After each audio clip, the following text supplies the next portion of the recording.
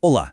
Hoje a nossa viagem vai ser daquelas. Vamos mergulhar fundo na história, desde os primeiros tijolos de barro empilhados no crescente fértil até à rede complexa do mundo clássico.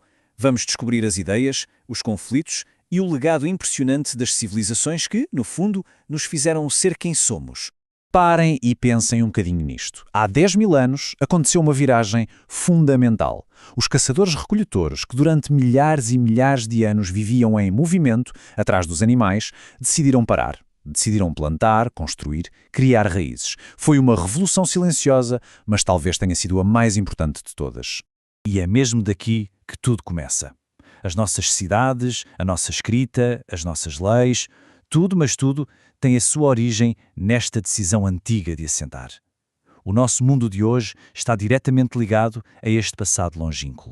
Então, vamos lá mergulhar nesta primeira grande mudança.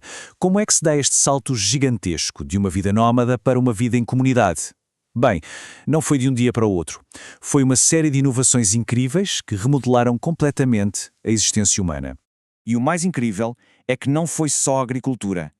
Em Abu Huraira, por exemplo, surgem as ferramentas para as colheitas. Em Jericó, as primeiras muralhas, porque agora havia algo para proteger. Em Göbekli Tepe, algo espantoso.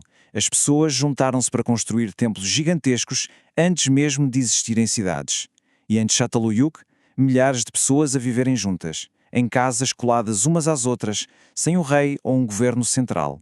Eram novas formas de viver, de cooperar, de se organizar.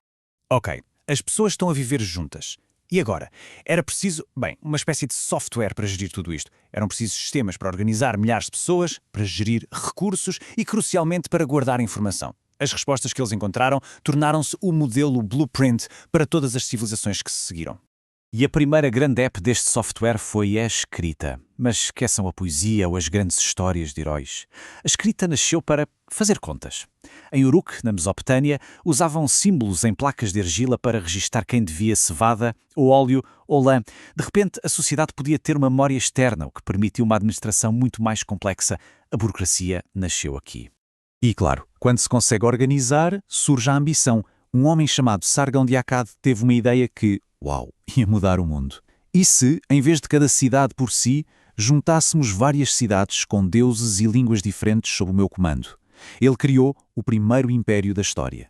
Uma ideia que, uma vez inventada, nunca mais foi esquecida. Já no Egito, a lógica do poder era diferente. Não era só sobre administração, era sobre teologia. Havia este conceito, Ma'at, que era a ordem, a harmonia do universo. E o faraó, o trabalho dele era manter essa harmonia.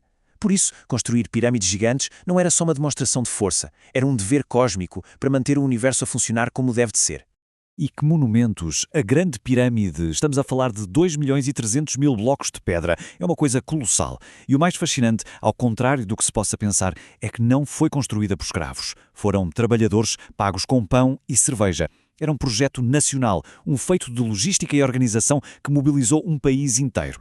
O que isto nos mostra é que não havia só uma receita para construir uma civilização. A Mesopotâmia deu-nos a lei e a administração para gerir cidades rivais. O Egito focou-se num Estado divino e centralizado, mestre da engenharia. E no Vale do Indo temos um mistério fascinante. Cidades super bem planeadas, com saneamento, mas sem sinais claros de reis ou palácios.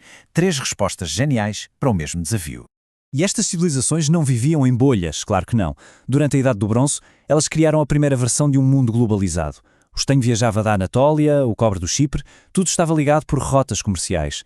Era um mundo vibrante, conectado e, como vamos ver, extremamente frágil. E essa fragilidade ficou bem clara por volta de 1200 a.C. Foi uma espécie de tempestade perfeita. Mudanças climáticas que levaram à fome, o comércio que parou, invasões misteriosas, aconteceu tudo ao mesmo tempo. E o resultado, impérios inteiros, da Grécia à Anatólia, simplesmente desmoronaram. Mas a história não acaba aqui. Das ruínas daquele mundo nasceu um novo tipo de império. Um modelo mais eficiente, mais organizado e, muito mais implacável. Construído com as lições que foram aprendidas com aquele grande colapso. E aqui temos 2 caminhos bem diferentes. Os assírios, eles eram mestres do medo. A sua religião exigia guerra constante e eles usavam o terror e a deportação em massa para controlar os povos. Já os persas, especialmente com Ciro o Grande, foram mais espertos. Em vez do terror, usaram a tolerância. uma administração local inteligente e investiram em infraestrutura, como a famosa Estrada Real, para manter o Império unido e a funcionar. E este modelo persa, de um grande império tolerante, ia encontrar um desafio. Lá no Ocidente, no Mediterrâneo, estava a nascer uma ideia completamente nova, quase radical, a ideia do cidadão.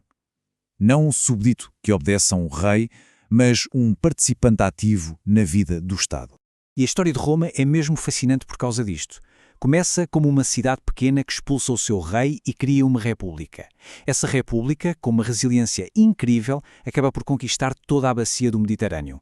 Mas o próprio sucesso de gerir um império gigante acabou por destruir as instituições da república, levando a guerras civis e, finalmente, ao poder de um só homem, o imperador.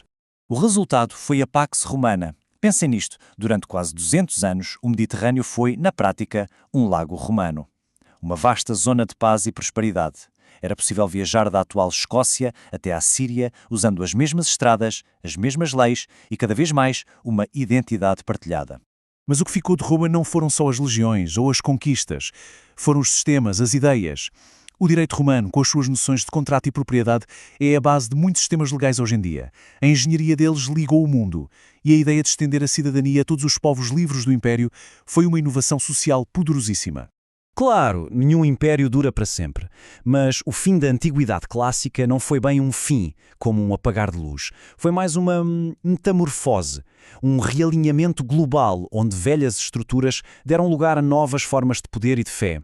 É que a queda de Roma não aconteceu no vácuo.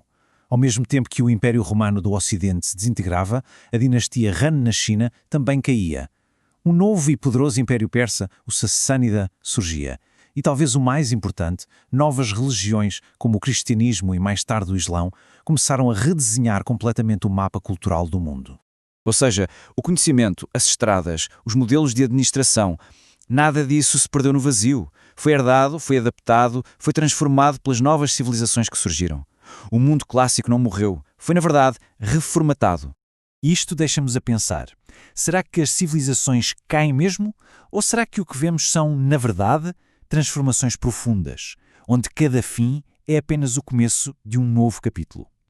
A história humana parece ser menos sobre finais e mais sobre uma capacidade incrível de se reinventar.